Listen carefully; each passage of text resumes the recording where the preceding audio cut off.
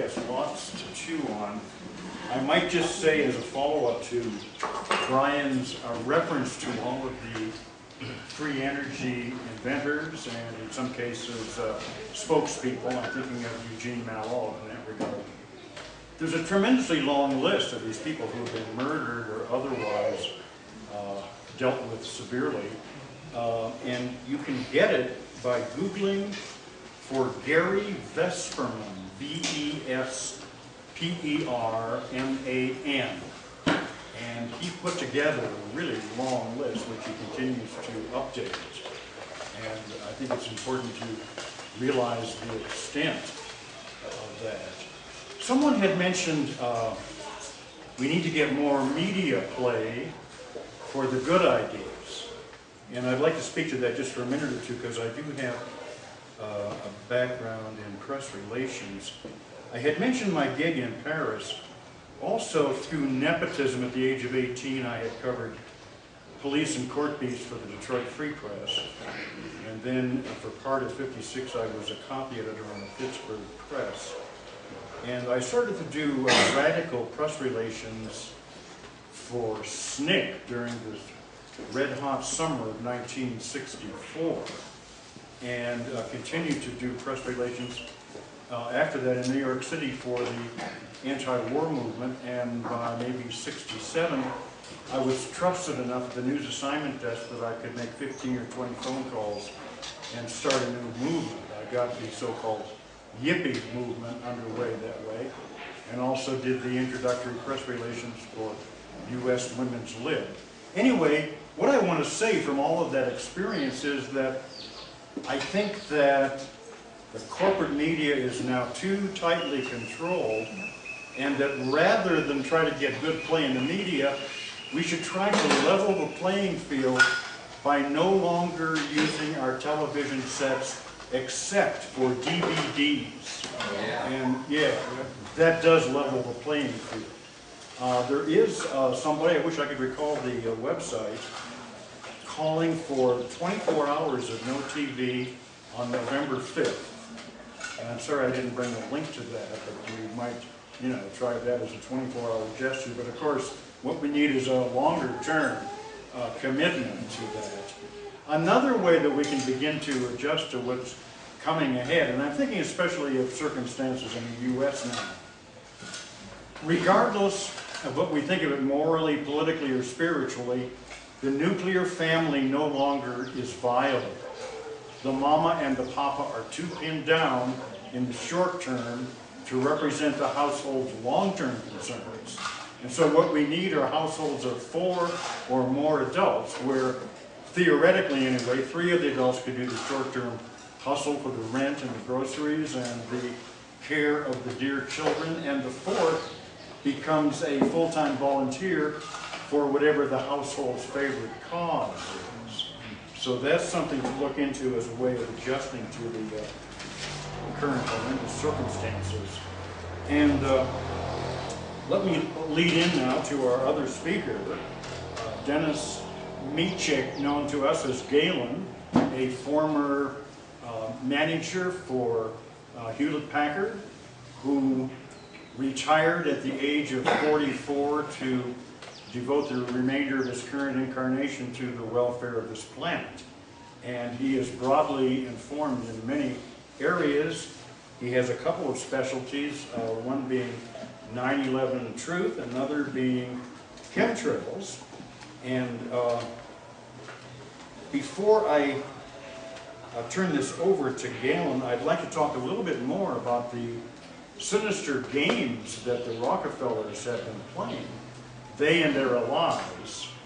I already mentioned the $100,000 for this particular day, October 24th, where the effort was just to distract people, I think, from serious activism into harmless fun and games. And if you go to their website, 350.org, you'll just see one photo after another of people all over the planet getting together in a large open space and forming 350 with their bodies over and over again. And that's about all that is happening. It's a very clever ploy What I call them the Fourth Reich, everybody has a different label for them. What their game has been, when the information about global warming, or if you prefer, climate destabilization, first became available about 40 years ago, their strategy was really to suppress it as much as possible. And then they began a formal disinformation campaign through the Global Climate Coalition. And then when too many people saw through the Global Climate Coalition, they took it underground. And they compartmentalized it in a rather sophisticated way so that some of the operatives on behalf of it don't always know who the other operatives are, or whether somebody cooperating with them is just an innocent dupe. And then their third phase has been, and this has just been several years ago now, you can see it rather conspicuously in the treatment that CNN gives to climate. Suddenly these people decided to sound every bit as radical as the most radical environmental activist, so that they would get themselves trusted enough by that rhetoric to get control of the responses to the horrendous emergency, so that the responses would not significantly affect their profits.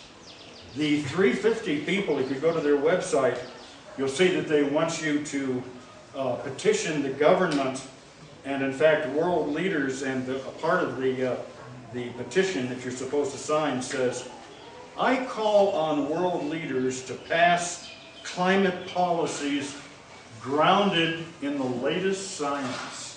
Now that is one of the starkest pieces of disinformation that you could possibly listen to, because they're systematically murdering people who are the latest scientists. They're trying to freeze science with the first generation alternatives to fossil fuels, mainly solar and wind. And they're suppressing, and worse, everything else. 0 point, cold fusion, advanced hydrogen water. And so they play a very clever game. We can't think of our adversaries as quote-unquote dumb cops, because they're not. They play a very clever game. And I think that's, well, I should just talk about other topics that the 350 people are suppressing besides free energy. And this will lead into Galen. Chemtrails, you know, they talk about reducing CO2 parts per million back down to 350. I think it's at 387 at the moment. But they completely ignore the factor of chemtrails, which is leading to lower temperatures, but it's also increasing, on balance, climate destabilization. And what I'm about to say now I got from Adam Trombley, a physicist who, with Buckminster Fuller, had started ProjectEarth.com about 30 years ago. Adam says, well, yes, the chemtrails will, on balance, be a benefit to people dependent on glacial waters. And that's quite a few people, somewhere between 1 and 2 billion.